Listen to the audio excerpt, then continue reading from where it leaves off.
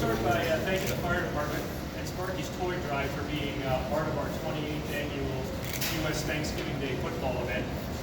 I also want to thank our sponsors, our customers, our suppliers, and everyone who attended the event, which this year was many.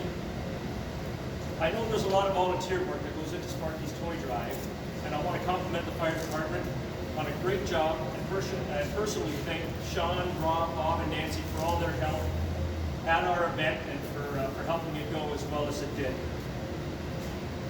I know Sparky's Toy Drive is there to make a real difference in the lives of struggling families in Windsor and Essex County. And on that note, we have a check here today for $16,500 to help Sparky's Toy Drive with all those families.